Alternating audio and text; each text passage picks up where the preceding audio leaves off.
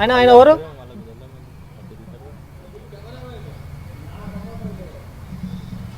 ఇంత late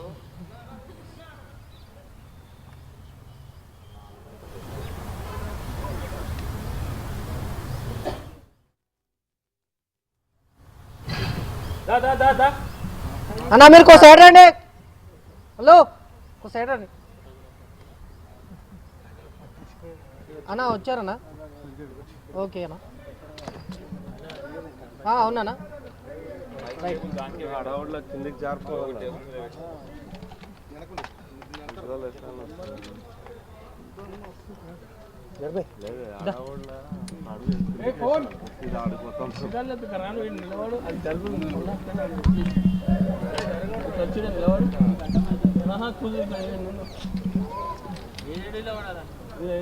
table చెప్తే మళ్ళీ అట్లా ఉండండి. ఇప్పుడే ఆయన అక్కడ వెళ్ళిపోయిన తర్వాత వచ్చి మహేష్ జరుగు.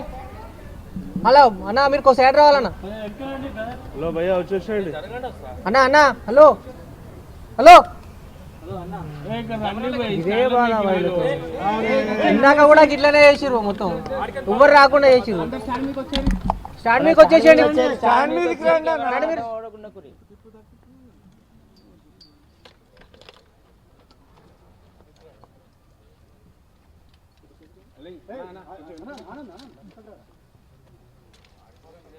హలో హలో హలో హలో మీరు జరగాలి. హలో బ్రదర్, హలో ముందున్న వాళ్ళందరూ జరుగు ఫస్ట్ అన్న. హలో హలో హలో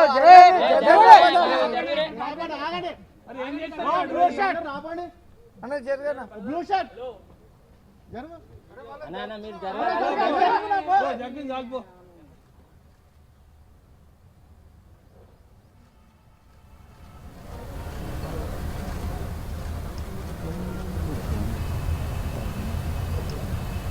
లోగో ఆడ వేసినావా? అరే లోగో అయిపోరాడు, మాట్లాడతాడు వచ్చి ఇప్పుడు.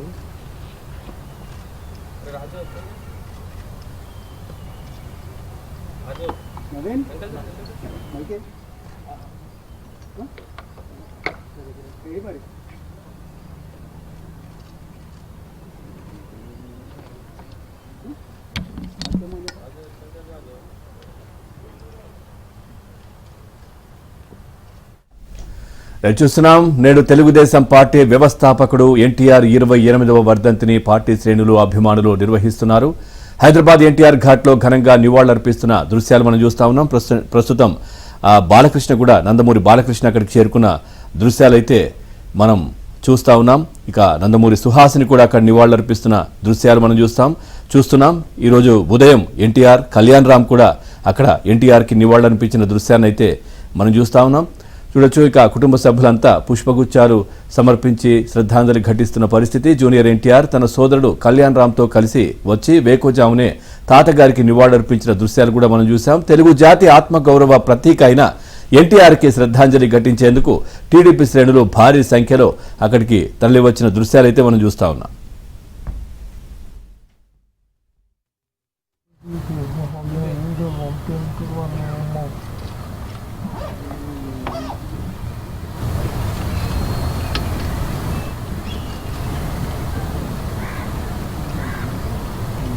ఇట్లా తీస్తారు.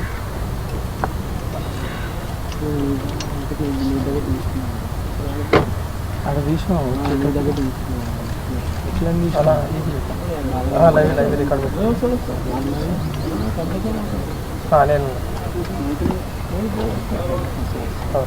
కొంచెం అది వెనక జరుపు, అది టేబుల్ వెనక జరపండి. జస్ట్ ఏడుంది కేబుల్ ఇదా?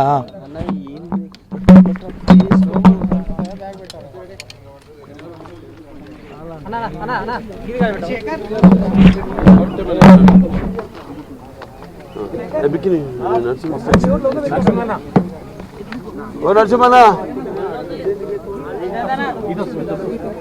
దాని ఇంకెవరు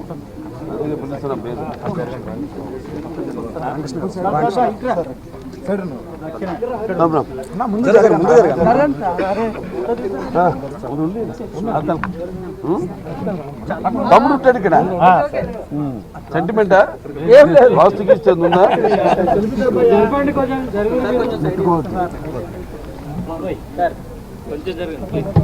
అందరికీ నమస్కారం. ఇప్పుడు విశ్వవిఖ్యాత సార్ బొమ్మ నటరత్న డాక్టర్ నందమూరి తారక రామారావు అలాగే పార్టీ వ్యవస్థాపకులు ఆయన ఈ 28వ జయంతి సందర్భంగా వర్ధంతి సందర్భంగా అందరిక్కడికి ఆయన ఘాట్కి నివాళులు అర్పించడానికి ఇక్కడికి రావడం జరిగింది. ఈ భూమి మీద ఎందరో పుడతారు గెడతారు కానీ అందరూ మహానుభావులు కాలేరు.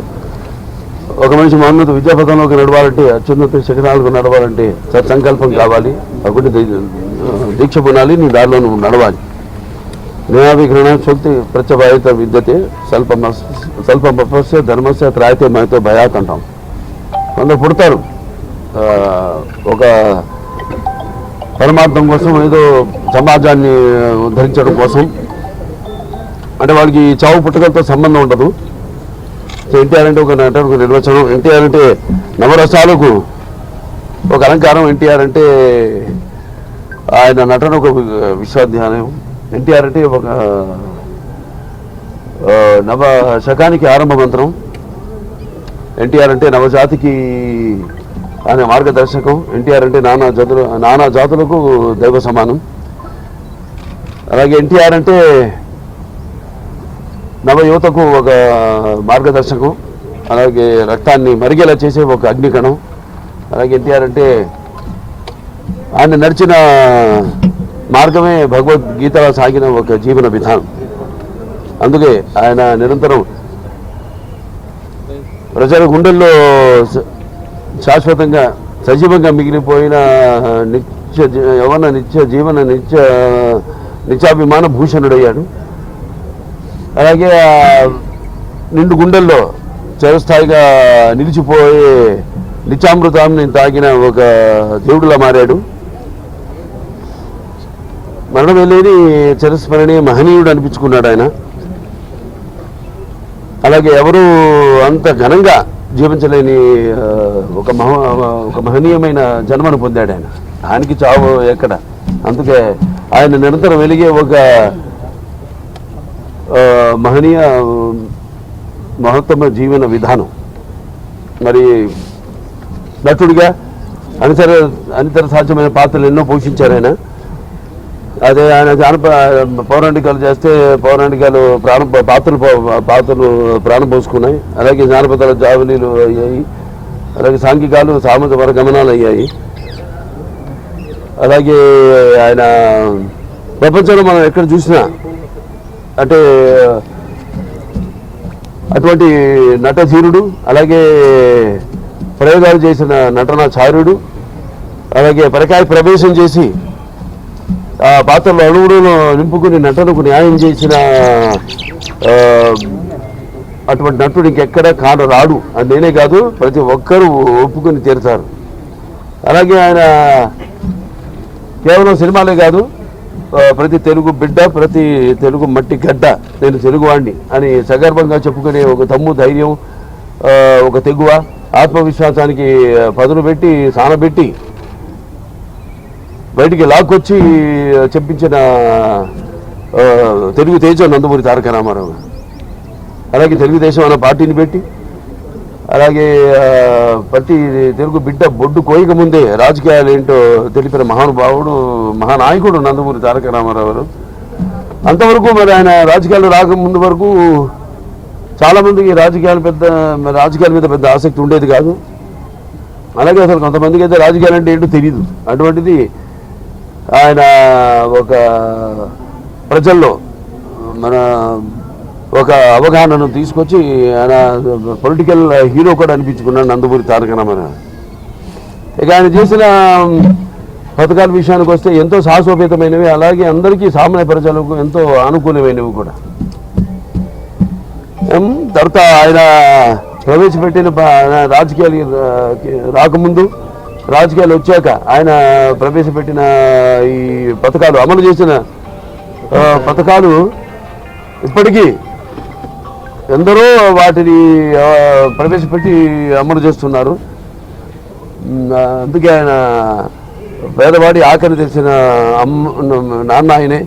అలాగే జనం యొక్క భవిష్యత్తు చూపించిన నాన్న ఆయనే. అలాగే ఆయన తోడుగా ఉన్న ఆడపడుచులందరూ కూడా ఆర్థిక స్వాతంత్రాన్ని ఇచ్చిన ఒక అన్న కూడా అయ్యాడు ఆయన.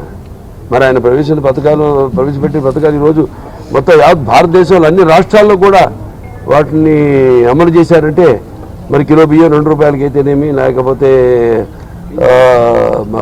మహిళలకు ఆస్తిలో సమాన హక్కు అయితేనేమి, అలాగే రైతులకు 50 రూపాయలకి హార్స్ పవర్ యూనిట్ పవర్ ఇవ్వటం అయితేనేమి, భూమి శిస్తు రద్దు చేయడం అయితేనేమి, అలాగే ఈ యొక్క చేనేత కార్మికులు ఈ యొక్క చేయూత ఇవ్వడం ఏంటి, చేనేత వస్త్రాలు వాటి ద్వారా, అలాగే పక్క ఇళ్ళ నిర్మాణం అయితేనేమి, కాంక్రీట్ స్లాబులతో ఇళ్ళ నిర్మాణం అయితేనేమి, అలాగే విప్లవాత్మక సామాజిక మార్పులు ఎన్నో తీసుకొచ్చారు. దాంట్లో ముఖ్యమైనది తెలంగాణలో పటేల్ పటవారీ వ్యవస్థను రద్దు చేయడం, అలాగే ఈ మాండలిక వ్యవస్థను స్థాపించడం. అప్పటికి 330 తాలూకాలు, అవి 1104 మండలాలుగా చేసి ప్రజల వద్దకు పాలన తీసుకెళ్ళేటట్టు ఆయన మండలాల వ్యవస్థను స్థాపించడం. అలాగే ఈ సహకార వ్యవస్థ ద్వారా సింగిల్ విండో సిస్టమ్, రైతులందరూ కూడా కావాల్సినవన్నీ కూడా ఒకే చోట లభించేటట్టు. అలాగే తెలుగు గ్రామీణ క్రాంతి పథకం కింద ఈ గ్రామాల యొక్క సర్వతోముఖ అభివృద్ధికి అయితేనేమి, అలాగే మొట్టమొదటి మహిళా విశ్వవిద్యాలయం అయితేనేమి, లేకపోతే ఈ ఎన్టీఆర్ ఆరోగ్య వైద్య విశ్వవిద్యాలయం అయితేనేమి, లేకపోతే అలాగే గురుకుల విద్యా విధానం అయితేనేమి, ఆశ్రమ పాఠశాలలు అయితేనేమి, ఈ యొక్క సంక్షేమ హాస్టల్స్ అయితేనేమి, అలాగే క్యాపిటేషన్ ఫీజు రద్దు చేయడం, పేదల వద్దకు చదువును తీసుకురావడం, ఉన్నతమైన చదువును తీసుకురావడం, అలాగే ఈ జోగిని వ్యవస్థల దేవదాసి వ్యవస్థలు రద్దు చేయడం అయితేనేమి, అలాగే హైదరాబాద్కి నాగార్జున సాగర్ ద్వారా నీళ్లు ఇవ్వడం అయితేనేమి, అలాగే శ్రీరామ్ సాగర్, నిజాం సాగర్ వాటి అభివృద్ధి, అలాగే తెలుగు గంగా హంద్రి నివాస్ సమంతి అయితేనేమి, గాలేరు నగరి అయితేనేమి, దాని తర్వాత మండల దీని ద్వారా ఆయన ఫ్రంట్ చైర్మన్గా ఉన్నప్పుడు సుమారుగా ఎన్నో వేల లక్షల మంది రైతులకు దేశవ్యాప్తంగా